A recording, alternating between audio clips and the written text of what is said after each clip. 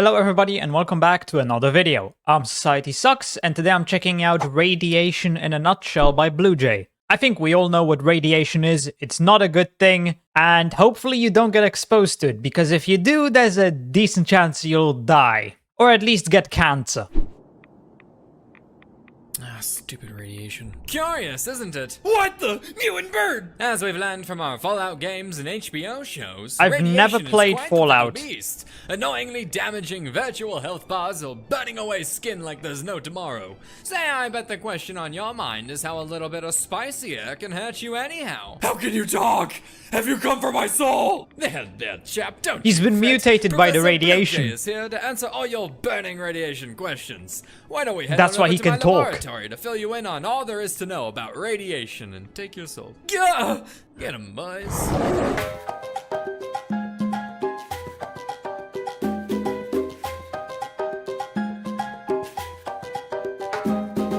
Thanks for joining us, Tim.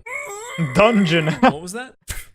You look great. Oh, this? Why, this lovely makeover was done by the amazingly incredible Cass W. Art. Seriously though, I reached out to Cass about a commission after I saw some of her work online, and she made me not It one, does look but amazing. 4 different BlueJay drawings that would put any of that junk from Picasso or Monet to shame. Not only did she do all that, but she did it all free of charge, no matter how much I insisted. That's Cass does some of generous. the best ultra realism art I've ever seen, and better yet, you can often watch her work on stream. So I'd really appreciate it if you help me pay her back by following her on Twitter or checking out some of the cool stuff she's got on her website, which I'll link below. Although I still feel bad that she wouldn't accept any payment, so instead I donated $500 to one of her favorite charities, Audubon. Thanks again, Cass. I absolutely love how it turned out. Aww. Quiet, boy. School's in session. Now, to the average Joe, radiation is thought of as a deadly, invisible force that only lurks in isolated places humans avoid, like Chernobyl, Fukushima, or your DMs. No. So as long as you avoid sites of nuclear disasters, you'll never have to interact with it. Don't I mean, be the you average will. Joe, Tim. They're stupid. Radiation is actually very common and around you all the time. Yep. Put simply, radiation is the transmission of energy in the form of particles or waves through space or material mediums, and they come in many different varieties. So today, we're going to break down the different types of radiation and scientifically rank them from most to least dangerous by placing them on what scientists call a spectral gradation tier list. diagram. Okay, so he's not just talking Let's about begin with radiation of the from like wiggly nuclear variety. weapons Check or this out. reactors. Looks kind of like a crazy worm, right? Let's begin with radiation of the wiggly variety. Check this out. Looks kind of like a crazy worm, right? Wrong. This is called the electromagnetic spectrum.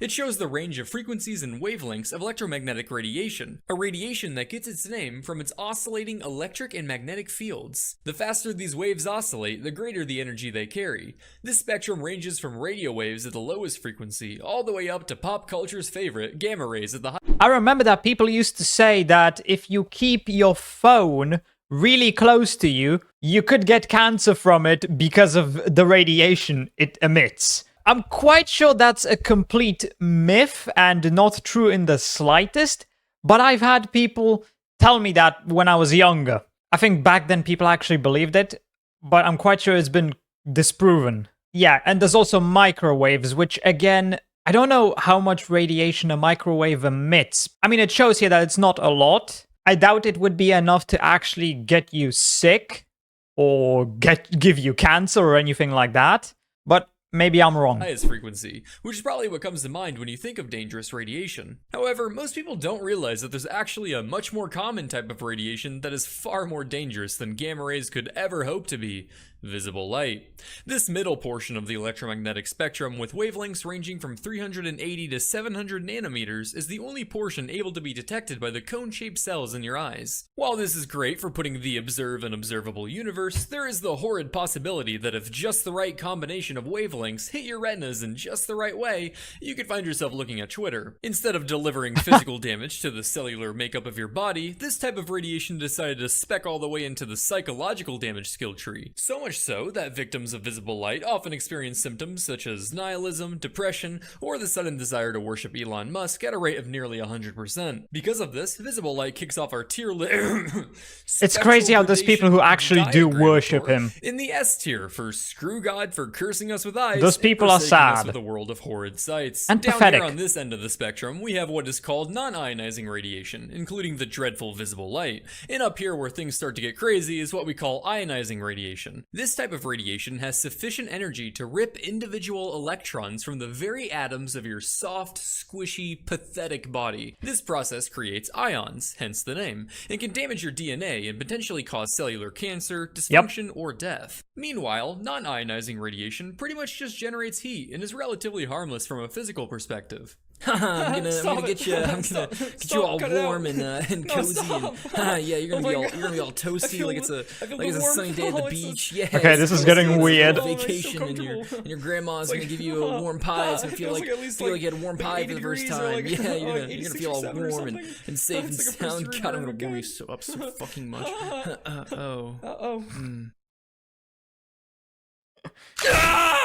Ionizing radiation includes the high-frequency end of the electromagnetic spectrum in all types of nuclear radiation, which we'll get to later, and is typically what people think of when they hear the word radiation. Yep. Okay, so I'll just avoid ionizing radiation then. Easy. No. Tim, you sweet, sweet summer child. You might think life is all sunshine and rainbows with non-ionizing radiation, but au contraire. While ionizing radiation carries over 1 billion times more energy than their non-ionizing counterparts, that doesn't mean our lower frequency friends don't have a few tricks up their sleeve. Take radio waves, for example. While this radiation has the longest of wavelengths and is the furthest you can get from ionizing radiation, it also allows for mass broadcasted communication over radio devices. This sounds all good and innocent at first, until Cuban guerrillas organize a clandestine revolution of your cozy little suburban town. S tier for socialist revolutions. Pfft, come on. Well, I mean, that's not really the radiation's fault. That's just the people being, you know, a bit unhinged and using it for the wrong purposes. On radio and S tier, that stuff's weak. You ever heard video killed the radio star? I'm glad you brought that up, Tim. Video, I mean, whether of the internet you or still have satellite radios in variety, like is often cars and transmitted through shit, so microwaves due to their ability to travel in a tight beam and penetrate Earth's atmosphere to reach the satellites in orbit. While this brings the beauty of my content or JoJo directly to your phone as you sit on the toilet enjoying the pinnacle of leisure, it is also responsible for Wi-Fi, which exposes us to the internet. Dear God. S tier for holy shit, that's a lot of hentai. Infrared radiation, while unable to be seen, can be felt in the form of heat. Every object in the universe gets radiation, while unable to be seen, for holy shit, that's a lot of hentai. Infrared radiation, while unable to be seen, can be felt in the form of heat. Every object in the universe gives off infrared radiation, with hotter objects emitting more. For example, an iceberg would emit little, but the sun, which makes you feel warm, emits much more. And my YouTube channel, with so much fire content, emits some of the most infrared radiation in the known universe. Right behind Daniel Craig. So while infrared is useful for no idea who that cooking is. your food, meteorology, and even art preservation, it can also damage your eyes with prolonged exposure, cause mental breakdowns when the remote doesn't work, and makes you quite the easy hunting target for predator. Yeah, that's true. For shoulder cannons leave no survivors. But hey, if it's a predator, just don't have any weapons on you. They won't attack if you don't have weapons. Ultraviolet radiation is unique because it's mostly non-ionizing, but also marks the beginning of the ionizing portion of the spectrum. It's separated into UVA, which is long and waltzes the beginning of the ionizing portion of the spectrum. It's separated into UVA, which is long and waltzes through our atmosphere unchallenged, UVB, which is more energetic and has a harder time getting past the border patrol, and UVC, which just really wants to kill you. But it's okay, because the ozone layer is there to absorb it. You know, granted there's no holes or anything. UV is great in small doses for vitamin D, guiding bees to pollinate flowers, and discovering how gross your hotel room is. But high exposure can lead to serious burns, ulcers, cataracts, cancer, death, and at its worst, make you look like you're from Jersey Shore. Oh, Jesus. S tier for she who sells seashells by the seashore while shunning sunscreen shall slowly succumb to the smoldering sun's sweeping slaughter. Was that necessary? What is life without whimsical alliterations, Tim? Sounds like you're just using fancy wordplay to sound smarter than you actually are. How did this get loose? Now listen up, because we've entered the electron-ripping ionizing territory. X-rays are perhaps most famous for their use in medicine to take a peek at the hard parts of your body. X-rays, like that cute girl oh my god, I just got that. Pass through many things as if they're semi-transparent. But it's not as if everything is invisible to them. You're just a loser. A material that has a commonly high atomic density, or a CHAD if you will, has no problem stopping X-rays or Stacy in their tracks. This means X-ray scans are able to show your bones because they're densely packed with calcium, an element with a relatively high atomic number, meaning more electrons to absorb X-rays compared to the soft parts of your body. But doctors aren't the only nerds who find X-rays Oh, it's useful. Dr. Mike! So too do material scientists and engineers. X-ray diffraction is an experimental process that measures the angles and intensities of diffracted X-ray beams shot at a material to determine its crystalline structure. This process has a very wide range of applications, from verifying the integrity of turbine blades in airplanes, to powder analysis, to drug identification. Yep, your suspicions were correct, Chase. This shit is definitely mid. While X-rays are relatively safe in the small doses used by doctors and dentists, it is nonetheless ionizing, carcinogenic, and has provided superheroes with the means to violate privacy since 1937. S tier for Superman knockoffs are always watching. Gamma rays are the most energetic form of light, and it's not even close. All of the previously discussed forms of electromagnetic radiation can be produced from an electron in an excited state, like this little rascal here. Oh boy, I'm excited! Relaxing to its ground state by releasing a photon, aka light or electromagnetic radiation. Jesus Christ! The energies released in this process are typically around a few electron volts to 100 or many thousands in the case of X-rays. So for perspective, imagine the energy of setting off a little firecracker. Gamma rays, on the other hand, are produced when an extremely high energy photon is emitted from the excited nucleus of an atom that has undergone nuclear decay and is also trying to achieve a ground state. The amount of energy released in this process is tremendous for an atom, in the ballpark of millions of electron volts. So imagine as you're setting off your firecrackers, you accidentally step on an IED. Backed by all that energy, gamma rays are the most penetrating form of radiation out there, so much so that it takes a gargantuanly immense garnered allocation of commonly high atomic density material to stop it. Or a gigachad. It requires several inches of lead or a few feet of concrete to stop gamma rays, meaning that pathetic sack of meat you call a body doesn't It's not stand a stopping chance, anything. no matter how much creatine you eat. The ionizing nature of gamma rays means they can kill your cells and cause I mean, just wear a suit of lead, and you'll be fine. DNA damage that leads to cancer. Short bursts If of you can hypothesis even cause move. acute radiation poisoning, which is so fun that it comes in 4 stages. You'll experience a whole lot of gastrointestinal symptoms like nausea, vomiting, diarrhea, and anorexia. That doesn't sound so bad. I mean, I've been to Taco Bell. Oh, those weren't the stages. Those were all just in the first one, the prodromal stage. But our little gamma ray here is quite the It just keeps gaslighting getting robot. worse until So you next, die. It attempts to draw you in with a false sense of security in the latent phase, where you start to feel overall improvement and think you actually aren't sick at all. However, just as you begin to feel that rare sensation called happiness, you're then hit with the manifest illness stage. And there's a whole ass table for these symptoms. So Oh, just, like, Jesus. throw a dart or something. Oh my god, what do we have? Purpura, hemorrhage, infections, alopecia, severe leukopenia, diarrhea, vomiting, fever, dizziness, disorientation, hypertension, electrolyte disturbance, nausea, vomiting, severe diarrhea, high fever, electrolyte disturbance, shock. And then there's patients die in less than 48 hours. No matter what, you're not having a fun time. And Yeah, finally, no shit. we have the recovery or death phase.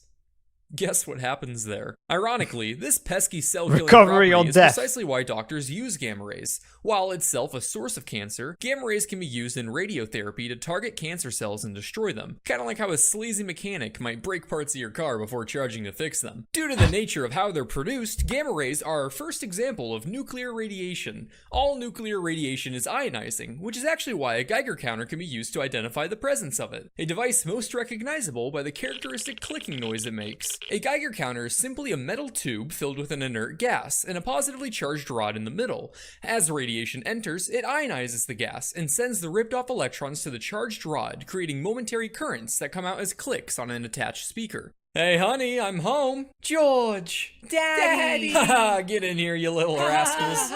How was your day, sweetheart? Mary? Mary? No! Wake up! Mary, wake up! Mom? What is Tommy! going... Janie! What is going on? No! What sick game is this, Lord? No! Huh, a little spicy.